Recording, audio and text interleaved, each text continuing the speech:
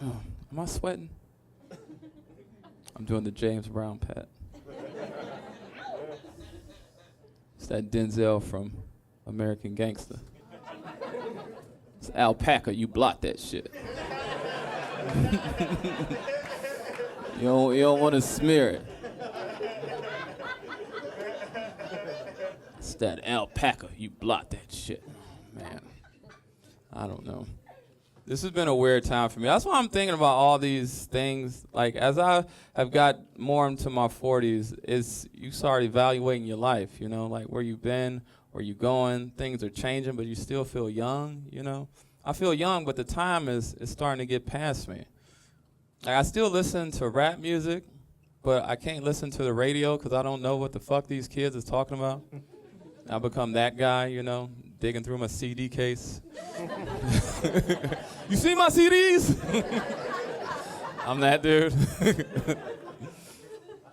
And then even like some of the rappers, I thought we would have like older rappers, like the way they got the Rolling Stones, they get in their 70s and 80s. I thought we'd have like some rapper like Rolling Stones, but everybody is dying, you know what I mean? I didn't know that was going to happen this soon. We lost Shock G, we lost DMX, just all these people that I thought that we was going to grow old with. The last one that we lost, it really hit me. It hit me right here. Last year, we lost Coolio, y'all. Did somebody just find out about Coolio? I'm sorry. Spoiler alert. Yeah, no more Fantastic Voyages. It's different for me, though. Coolio played an integral part of my childhood. I lost my virginity to Gangsta's Paradise.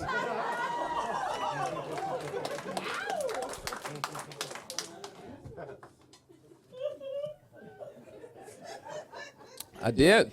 I'm not making this up. I give y'all the story. Okay, he wasn't in the room, but he was in the room, all right? I'll break it down. I'm Cleveland born and raised. I'm 44 years old. Back in the 90s in Cleveland, it was one black radio station. One black radio station. So every form of black music had to come through this one vessel. If it was Sunday, they were playing gospel. If it was midday, they would mix it up. They would give you top 10. But they had this thing after 9 o'clock. It was called For Lovers Only. So you would turn that on, and if you had company, you would try to set the mood. And I was a 17-year-old virgin. I was almost 18. And I know that don't seem old to a lot of ladies, but any man who ever makes it to be an 18-year-old virgin, it's a nightmare, all right? That is school shooter territory, all right? No woman wants to teach a man anything sexually. All right, y'all want us to show up knowing what to do, okay? So I'm like, how can I get rid of this? The girlfriend that I had at the time, it would never work out. You know how you would try to hook up and something would happen, somebody knock on the door, she gets scared, you get scared, she on her period. Something would always happen. But this one particular night, sun, moon, and stars lined up. It was 1 week away from my 18th birthday. I'm like, oh, it's going down. So my girlfriend comes over. We go in the room, turn on some radio, got it going. Little Sade on in the background. Is it a crime? You like the incense going? You got the incense? You just see those glowing orange dots in your dark room. Just setting the mood. Lit a couple candles, you know. You know the candles that the Puerto Ricans have with the Virgin Mary on front? Or she just staring at you like, you better wear a condom. And I'm like, I'm a virgin just like you, Mary. This is going down and I'm not lacing up tonight. You tell your son if you want to. It's going down. So I was so happy. Everything lined up. I was like, oh my God, I can't believe it. I'm about to lose my virginity. Me and this girl, we're going at it. We're in the bed. Everything's about to go down. But I forgot, at a certain point of the night, the radio station goes from For Lovers Only back to a regularly scheduled radio program. I forgot all about this till 11:59. As soon as I get this girl's titty in my mouth, all I hear over the radio is, as I walk through the valley of the shadow of death, I take a look at my life and realize there's nothing left. It's like, Coolio, get the fuck out of here. What are you doing? I'm trying to have sex. But I didn't have the wherewithal to like get up and change the radio station. Guys know this. When you're young, if you do anything for more than 5 seconds, she loses it. She's like, I don't even want to do it anymore.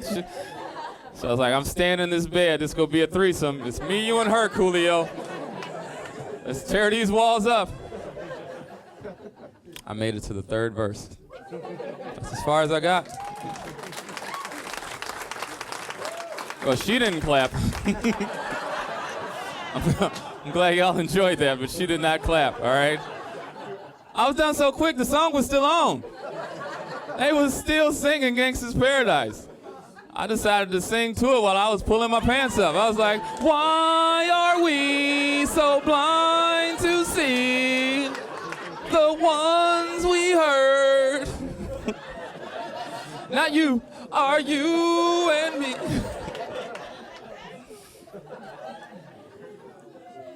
That was the happiest day of my life up until that moment. So I'm a man now. I was the last one in my friend group to start having sex. So it was a really big deal. Like I said, I was a week away from my 18th birthday. My friends were having sex when they were 17, a lot when they were 16, a few when they were 15. You know how that you have that one friend who started having sex way too early? One of my friends found out I lost my virginity. He was like, John, you just got pussy. I've been fucking since I was 9 years old. You just got some. I've been having sex since I was 9 years old. I was getting ridiculed. I got so sick of hearing this. I just looked him in his eye. I was like, nigga, you got molested, all right? Stop telling that story of sexual assault like you had anything to do with it. Your mother's friend came over to babysit you, and soon as she left, she's like, all right, come on, get in the bed with Brenda. Let me see what you're working with. Take off them Spider-Man underwear. What you got in there, boy? Ain't got no hair on your balls. You get violated by this nasty old woman. And she kick you out of the bed. Go watch the Thundercats. Your mama coming home. You sitting in front of TV, one of them old-ass TVs sitting on the floor, eating an old woman's meal of beans and cornbread, trying to justify what just happened to you. Y'all women, y'all grow up, y'all get with these fuckboys. Y'all wonder why we can't come unless your breath smell like Newports. We traumatized out here. Some Jada Pinkett Smith snatching souls out here. It's a true story for a lot of my friends. Seriously, it go down, man. And I had that experience. I started having sex, and I was in a nice relationship for a while, but I got out of it. Then I started dating, and you start realizing the ups and downs of dating. I started realizing that I kind of had a thing for crazy women. It didn't start off that way. I think since I was birthed into the sexual world by a crazy woman, that just became like a Pavlovian response for my dick. Like, the crazier a woman was, the more I was just like, what's your name, young lady? You wonder why that is, but you find out why. And it's the same reason why women are attracted to crazy, not shit dudes. Because they fuck the best. Crazy women have the best pussy. I'm sorry. And I think it's more of a thing of no boundaries, because the same thing that will make a woman extremely freaky in the bedroom will make her throw a brick through your window, all right? They have no boundaries. Everything's a good idea in the moment to them, all right? You just gotta stay on the good side of that brick. You don't wanna be on this side of that brick. I've been on the bad side of the brick a few times. You don't wanna be on that side. I had a lot of crazy girls in my 20s, and you start learning the hard way that maybe we shouldn't be messing with these girls. I was thinking about that because it was one of the few times I was listening to the radio, trying to listen to some rap, like, what's this? And there was this poet that came on. Her name is Cardi B. She had a delightful song on. It was called WAP, WAP. It's an acronym. You know what I'm talking about. Something's wet. She had a line in the song. I don't remember it word for word, but I'm paraphrasing because it was very intriguing, all right? She said, I'll do a Kegel while it's inside. spit in my mouth, look in my eyes. And this was during COVID, and I was like, spit in my mouth in a pandemic? Yes, you nasty bitch. I would love that. Yes, please. You snaggletooth Puerto Rican witch. Spit back in my mouth. I don't care. I was forged in the fires of crazy women. I love that kind of talk. I love it. They give you that crazy sex that you ain't ready for. All these tricks you only seen on pornos. You're like, oh my God, I'm getting this from a crazy woman. You get them crazy woman blowjobs. Whew. They use that back of the throat spit. Oh, don't get weird on me now. You know what I'm talking about. That thick, kind of stink a little bit. It's a string a foot long, still holding.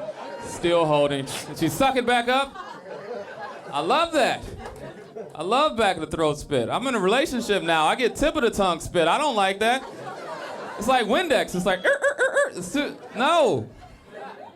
Like Ike Turner, you gotta come from your gut. I wanna know what you got. Just forged in the fires of crazy women. But you gotta get away from them crazy girls, because they come to you with some crazy stuff. You even get some casualties, some crossfire going on. Like, you ever have a woman cuss your mama out and you keep having sex with her? I have. It was little Miss Coolio. We were still going strong in this relationship, but she was psychotic. Mind you, this is the 90s, so when somebody called you, they called the house. So I was smart. I'm like, you know what? I just won't pick up the phone. But my mother's here. And let the phone ring for 6 times in a black household. Who the hell is calling my house? I'm arguing with this girl. My mother don't know it at the time. So my mother picks up the phone, innocent. Hello? Fuck you too, bitch. Click. I hung up on my mother. Mother comes in my room like, John, what is going on? Why are you still talking to this girl? She has no respect. She's calling here. She's hanging up. She just cussed at me. Why are you still dealing with this girl? I didn't know how to lie to my mother, so I just had to tell her. I was like, look, Ma, this girl is known in the streets as a throat goat. She is the greatest of all times. And I'm supposed to give that up? This is a dick demon. I don't know how to handle these emotions. Matter of fact, fuck you too, bitch. Get out of my room. I don't know how to handle these emotions, Mama. She's taking me to places sexually I haven't been. But you gotta learn how to navigate those waters. With crazy women, you get a couple things with crazy women.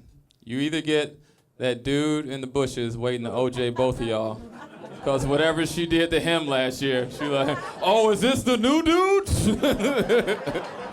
You either get him, or she gets pregnant.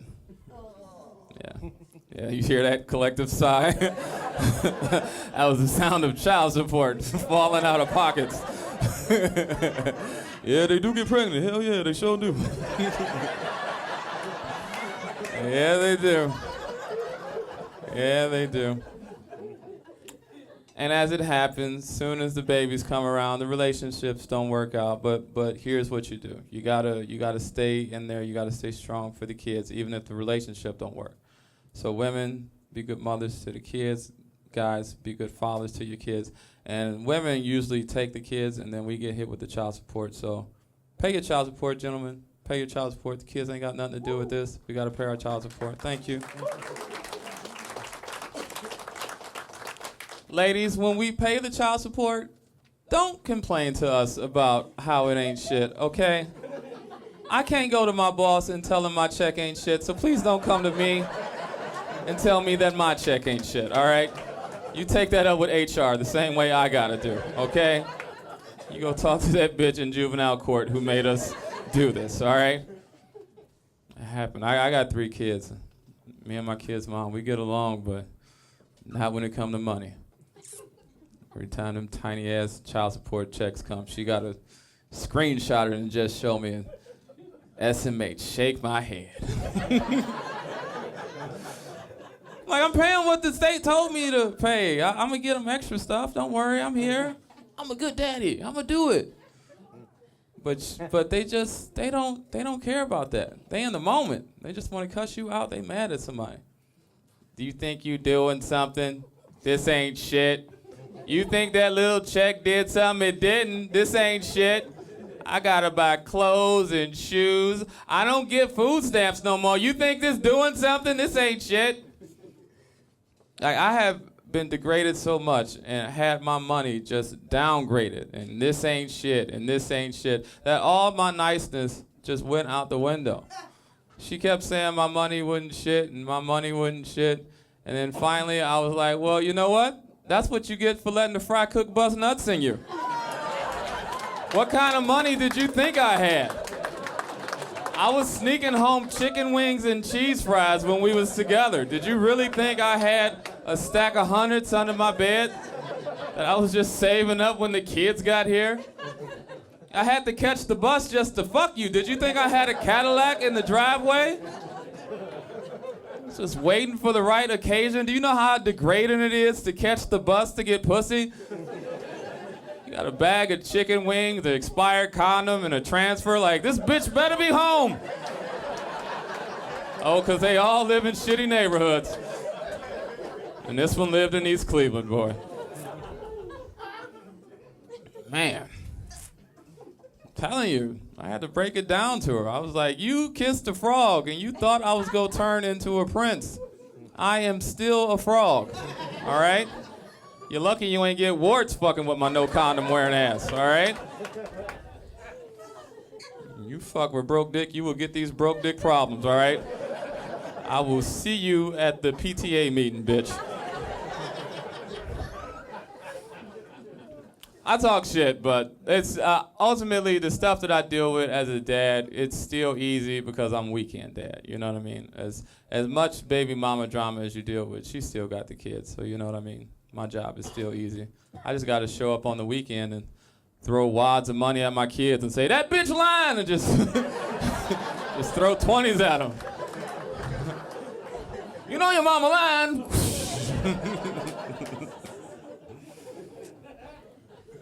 I got a son and 2 girls. My son is totally different, though. Totally different. My son, he's grown, but he has autism. So you know what that means. This motherfucker ain't moving out. Put on your helmet and get in the basement. We got company coming over, boy. I'm playing.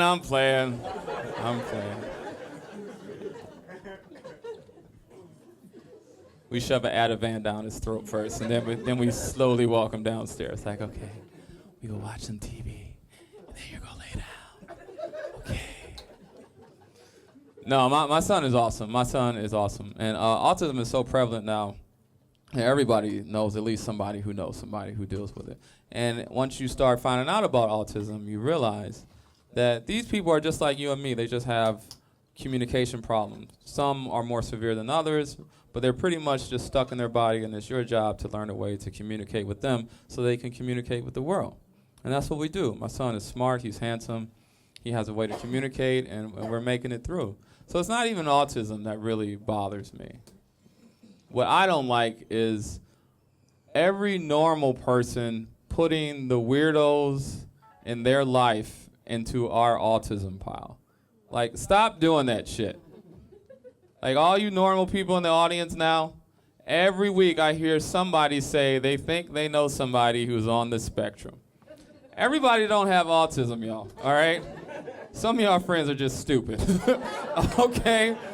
Stop dumping everybody into the autism pile. I was talking to this lady. She was complaining about the new guy at her job. She's like, I think he's on the spectrum. I think he has autism. I can tell. He can't read my facial cues. He keeps cornering me. He tells me stories that I don't want to hear. I think he's on the spectrum. He bought me flowers the other day. He gave them to me. I didn't even want them. I think he's on the spectrum. It's like, he's trying to fuck you, all right? He doesn't have autism. Like, nerds can't read social cues. That don't mean that he's sneaking off to Las Vegas to count cards, all right? It's because you caught this nigga doing a Sudoku puzzle at lunchtime. Don't mean that he has autism. It's like autism is just this garbage term that everybody throws everything in. He has autism. He has autism. I'll give you guys a peek into autism. You want to know what autism is? I took my son to the movies. The movie was over. We went to the restroom after that. And when you go anywhere with large restrooms, there's at least 10 urinals lined up. And you know, as guys, we go to the urinal, you pull your zipper down, pull your penis out, take a piss, you leave. Well, my son, who doesn't have any social cues, he goes to the first urinal, and instead of unzipping his pants, he pulls his pants and underwear down to his ankles, so his ashy black ass is out at the first urinal. So every man that walks in sees this. He's this tall. This is a grown-ass man, all right? My son don't know, but I'm embarrassed for him, so I try to pull up his pants. But now I look like his boyfriend that got caught blowing him in the bathroom. So now we both embarrassed. That's autism, all right? My son's autistic. He has some deficits, but that day was the first day that I actually thought that he might be a little slow. It wasn't because of that. It was because I saw his dick when I was pulling it up. I was like, God damn, boy. We got to get you out this house. Get out of that basement, man. Had a 24-ounce can emptying out at that urinal. What is you doing? You got a Ferrari parked in the driveway. You ain't driving. We got to get you dating. Man. But that's how it is. Everybody think that they understand what autism is. It ain't as complicated as people make it to be. It's fairly simple, but everybody ain't got autism. And it's that. And it's either that or everybody thinks that they're a little autistic. I'm sick of that shit now, too. I think I'm a little autistic. Not totally, just a little bit. I think I'm a little autistic. I just have to have things a particular way. I'm a little autistic. It's like autism is the new black. Like everybody wants to be 3%, but nobody wants to be full blown. You know what I mean? Like a white person's 23andMe. Like, ooh, 3% Nigerian. I can say it. No, you can't. All right. I don't care if you have to color code anything in your house that does not make you autistic. You know, and you can also know how people are not autistic because they're talking to you. All right. People with autism don't really talk that much, and they don't give eye contact. I gotta throw a brick at my son's head just for him to turn around. But everybody who thinks they have autism wants to give you a whole paragraph about how they have autism. Like, you're not autistic, you're a narcissist, all right? Like, shut the fuck up with that. Man. My girls are young teenagers now, so I'm getting nervous, because we all know what happens with teenage girls. I got 2 older sisters. I have seen this movie before. So I'm just waiting for the plot twist. I'm waiting for the nose ring, the tattoo, the weird friend, the late night out. Still haven't got that yet.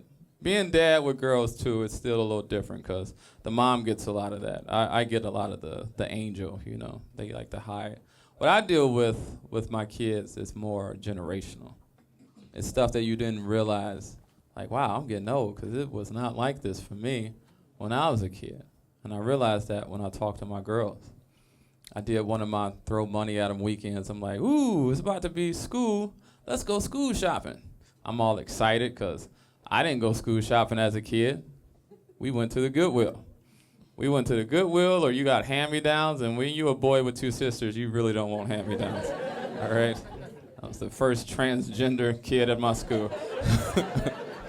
Little bows at the bottom of pants. Like, can you rip them off at least, Mama? Can we pretend like my sister didn't give me these?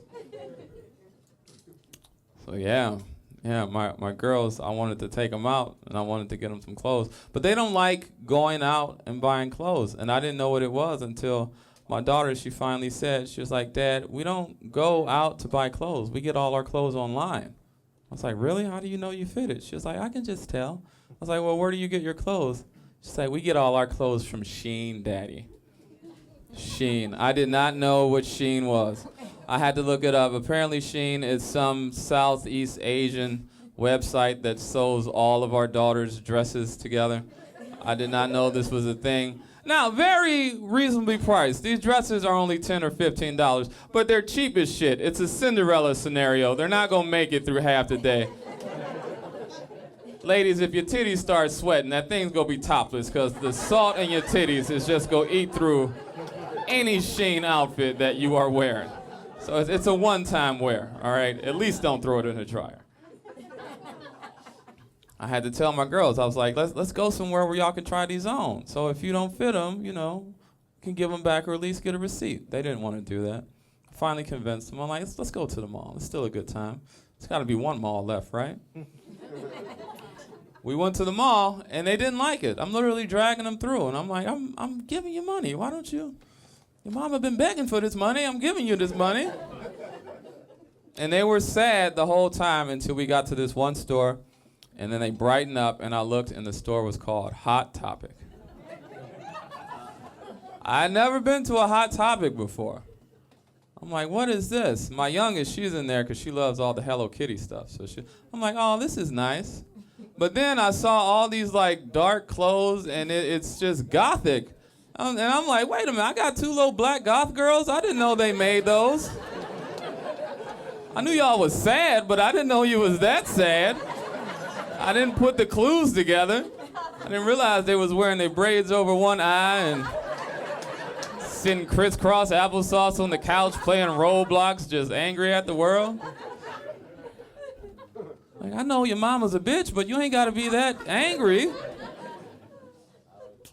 But they really love the goth stuff. They really love that, and that's what Hot Topic is. It's Goth Girl Jr. Well, it's that. And it's my first slut kit. Like, those clothes are very sexually suggestive. One of the first things I saw was fishnet stockings. I'm like, really? For a 14-year-old, y'all need fishnet stockings? I'm like, I don't think this is appropriate. My daughter, they were looking at clothes. My oldest daughter went to the changing room, and she was like, I'm going to come out and just tell me if it fits. And I was like, okay. She comes out of the changing room. I look her up and down. I couldn't believe what she was wearing. I was like, are you sure you need a corset for school? She was like, yes. Now tie me up, Daddy. I was like, don't you ever say that to another man for the rest of your life. Now throw it in the bag. You just like your mama. Okay. Hot Topic, it's cheap. Hot Topic was cheap. I got some cheap clothes there. They all got 5 outfits each.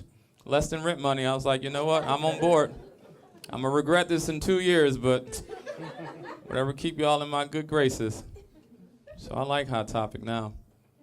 The only other store that they liked was a store that I actually recognized. It was a Spencer's. I'm like, I didn't know Spencer's was still around. We went in there because this is another generational thing. My girls are into anime. They love anime. I never watched anime growing up. We watched Transformers and Thundercats. I mean, them was Asians drawing that too, but they didn't look Asian. But they really get into anime. I didn't know that this was a thing. So we're in Spencer's because they have all these anime t-shirts. So they're in the front of the store and they're just digging through all these t-shirts so they can find something to wear for school. And I'm like, this is fun. We'll do this, and then we'll get out of here. And again, my girls are really sweet. They're very respectful. They stayed in front with the t-shirts. I don't know how recently anyone has been to Spencer's. They still keep all the dicks in the back. T-shirts in the front, dicks in the back. Slight warning before you get to the back, because it's the weed and the mushrooms. And then you see these beads, and it's like a 90s video store. You just peek through it. And it's just dicks as far as the eye can see. Everything from those little dick straws the bridesmaids use. They got the bullet, they got the rabbit with the little ears. You got that one arm hanging on the wall for some reason, like, oh! Come back up front. Let's get these anime t-shirts and get out of here. Well, my girls were respectful. They were just looking through the t-shirts. And they had little trinkets there, too. They had these ramen noodle bowl sets. They're like, ooh, Daddy, can we get these, too? I'm like, you guys can eat with chopsticks? They're like, yeah, we love ramen. I'm like, ramen was a struggle meal for us growing up, and y'all like this? They put eggs in it, like they put shrimp in it, not the shrimp pack, like real shrimp. Like they really do this stuff. They can do the chopsticks. They're so good at it. I didn't know like how prevalent Asian culture was in like this generation, but I'm like, okay, that's cool. And I should have known too, because their choices of music, they don't just listen to rap, they listen to everything. They listen to a lot of K-pop. And I am so sick of Korean pop music. If I hear BTS one more goddamn time, I hear these cute little Korean boys singing in Korean over a Boyz II Men beat. I swear to God. I can't take it no more. It's educational listening to other music, but I get sick of it because, like all kids, they just play it over and over again. But you do get to learn the music and the language when you listen to K-pop a lot. And I started learning Korean. I found out what the Korean word for you is. It's niga. Yeah, it's niga. All I kept hearing was all these M-bombs in the songs that my girls was listening to. We in the car on the way to the mall, and all I'm hearing is niga, niga, niga, niga, niga, niga. I'm like, is this the Wu-Tang Clan? What the fuck did y'all put on in my car? Like, turn on Coolio. Put something wholesome on.